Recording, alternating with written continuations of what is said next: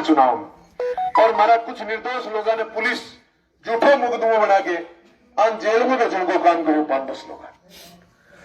और ये शुरुआत में जब आया, जब भी उन लोगों ने सच्ची या बात बताई कि थारी जमानत के अलावा थारू ऑप्शन को नहीं खटे ना फिर चक्कर काटता, पर ये फिर गया ई बात नहीं खटन कर। मैं सुनी एक दिन एक दो आदमी भाजपा फिर बोले कृष्णा क्या मैं थारो सल्टा दूंगी, मेरी नाड़ तार दियो कृष्णा सल्टा दे तो अदालत का मामला अदालत में सल्टेगा, बिना मतलब की नाक ना लगे बिना नाक बिगड़ता ना फिरो।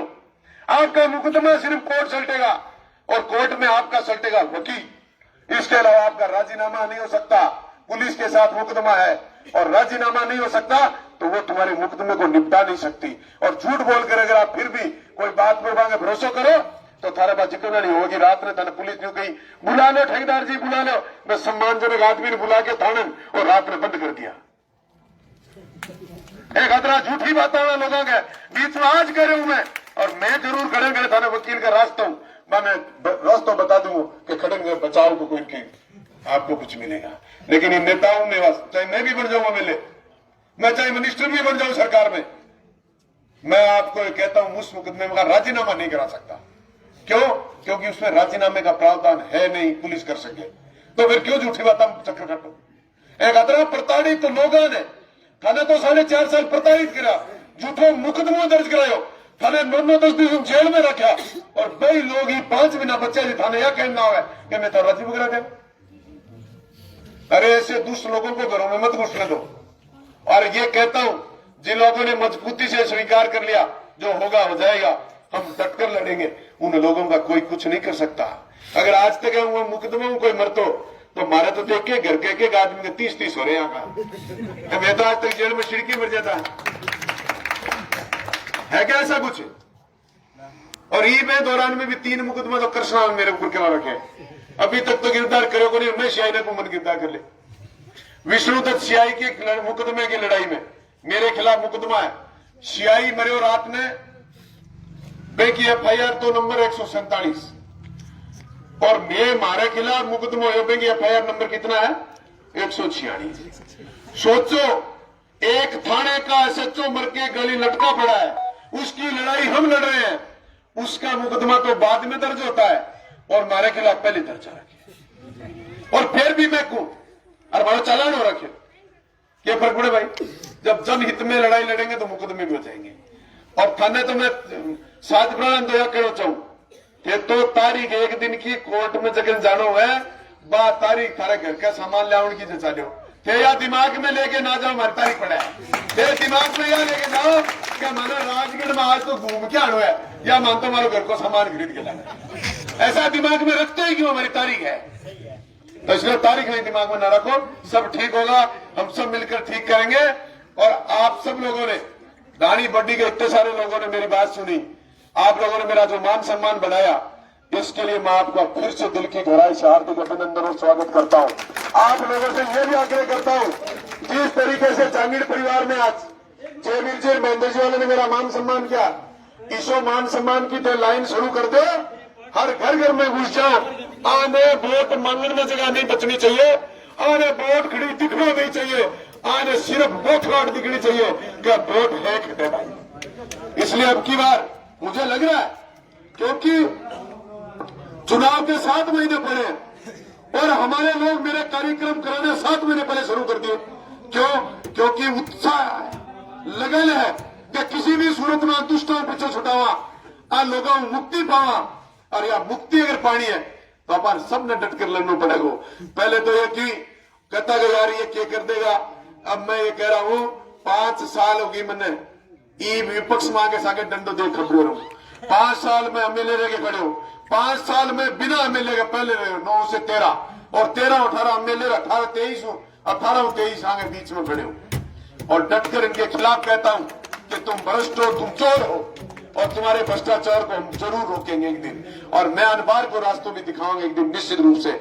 इनके वो झूठे बातें जिन लोगों के बीच फैलाई इन्होंने भरम, हमारे लोगों में द्वेषता पैदा करने का जो काम किया, आज हमने उस द्वेषता को इस कदर खड़ा कर दिया है कि एक एक बंदा हमसे प्रेम और स्नेह करता है। एक एक व्यक्ति राजगढ़ तहसील का अगर हम जहां खड़े होते हैं हो सकता है वोट में आज तक वो तब्दील नहीं हुए होंगे, लेकिन हमारे साथ सने करने में एकदम तरीके से तैयार है। तो इसलिए आप सब लोग इस सने को और आगे बढ़ाएंगे हम एक दिन, और एक दिन ये स्थिति आ जाएगी कि चाहे यहाँ किसी भी नेता को बड़े से बड़े, चाहे इनके मुख्यमंत्री, चाहे इनके प्रधानमंत्री आ जाए, लेकिन जनता टस से मस नहीं होगी। मैं आपको 2 बात कहना और भूल गया, अब मुझे याद है। एक बात उससे हमारे चुनाव में ये प्रभावित करते हैं, वो बात है कि हमारी सरकार आएगी।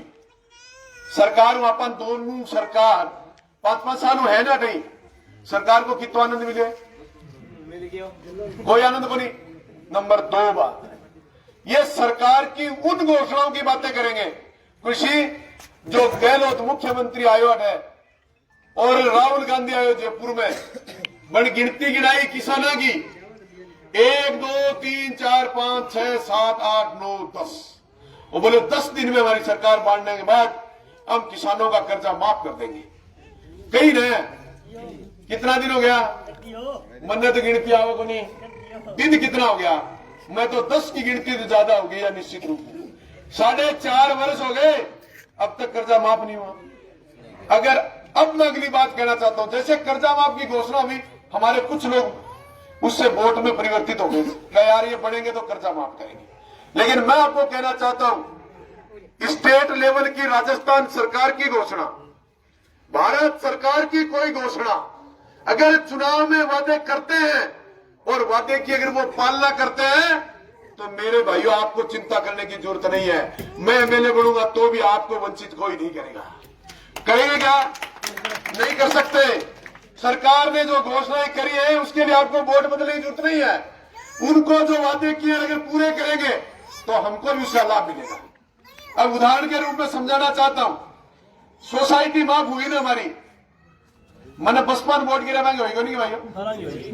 नहीं होगी तो कोई बता दियो। हो गई, सबकी हो गई, तो फिर हमें काम बदलने की जरूरत आ गई। बुढ़ा पेंशन बने हैं, जब 55 साल की महिला कोई माली बसपा में वोट गिरा नाली बुढ़ी हो जाए, बन मिलेगा नहीं पेंशन।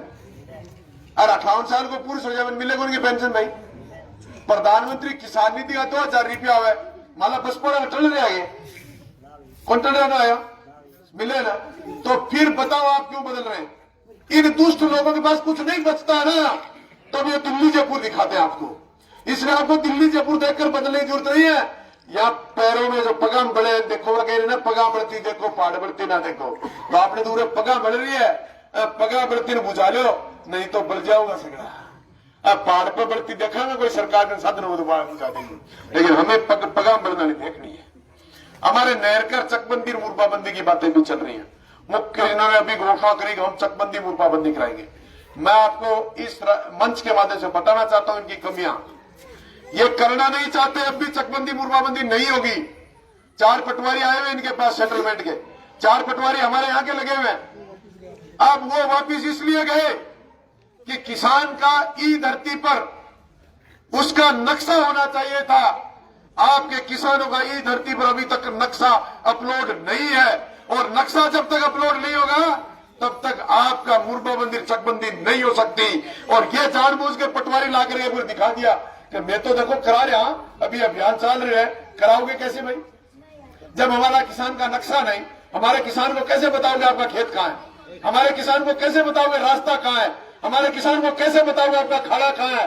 आप किसान को कैसे बताओगे आपकी मोरी कहाँ है? लेकिन बेवकूफ बढ़ाने के अलावा कोई काम को नहीं।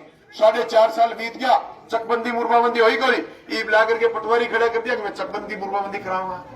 लेकिन एक पटवारी को बेचारा कोई जानकारी दी मन कि साहब ये धरती पे हमारा नक्शा ही लोड नहीं, तो फिर इन हालात में कैसे करेंगे? इसी यही हालात हमारी नहर की है। पानी की बात करते हैं और खाड़ा मुंह की बात करें। खाड़ा तो ये बोला ही बड़े बड़े राह बंद हो बड़े, बेचारा को एक बूंद पानी देखे होगे। यो खाड़ो मेरे एक तो थाला गांव में मेरे याद आवे, 7 पर मां करियो खाड़ियो बन रही है। यो मैं विधायक हो जे टाइम पे कोटम बढ़ियो एम पानी देखियो देख रहे, उसी समय बना था, उसके बाद नहीं बनाना कोई, और उसके बाद बना नहीं, लेकिन उसमें भी एक बूंद पानी आई गए। रास्ते बंद जरूर हो गए, स्कूल के अंदर से और निकाला, सब कुछ वैसे बनने से कुछ नहीं होगा। जब तक पानी नहीं होगा हमारे किसान के लिए कोई लाभ नहीं होगा। इसलिए इस नहर की लड़ाई जो है ना, वो एक दिन हम सबको मिलकर लड़नी पड़ेगी। सरकार नहीं लड़ेगी, हमको लड़नी पड़ेगी। इसलिए हम सब लोग लड़ेंगे। आप सबका फिर से मैं, मेरी बातें कोई रह गई या कोई गलत लगी तो भैया मैं क्षमा याचना करता हूं आप लोगों से। अगर मेरी बातों में कहीं दम है तो भैया अब रात को सो मत, जागते रहो, जागते रहो।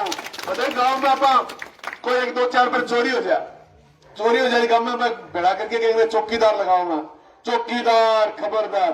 तो जरा चौकीदार खबरदार करो, नहीं तो चोर रात में बढ़ जाएंगे साथियों। आज चोरा रात में भी ना बढ़ते हो गया है। चौकीदार खबरदार करता रहे बोगरो, आगे बहरे बोगरो बापरो, और आप लोग काम करता रहो। अब की बार इनका इस ये हालात कर दी है कि बीजेपी वाले लोग कहते कृष्णा 3 नंबर पर है, और कृष्णा का कहेंगे बीजेपी वाला 3 नंबर पर है। अपन तो 1 नंबर की लड़नी है, 3 टांगी पे लड़ देगा। आपने जो 1 नंबर की लड़ाई लड़ो, आपने और कोई लड़ाई तो नहीं।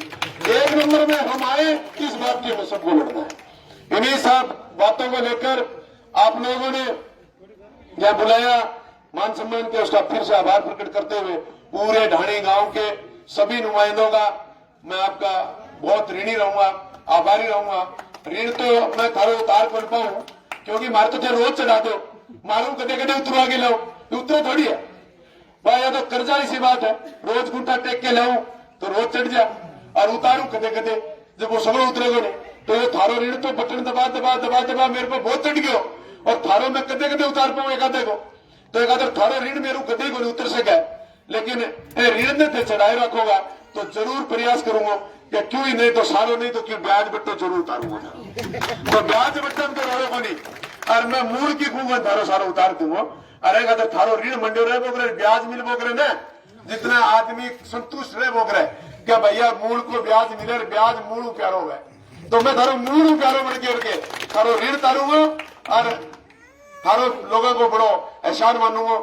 आप लोग सब मिलकर के आज जो कार्यक्रम करो, बड़े तय दिल से आपका आभार, धन्यवाद। जय हिंद, जय भारत, जय भीम, जय भारत।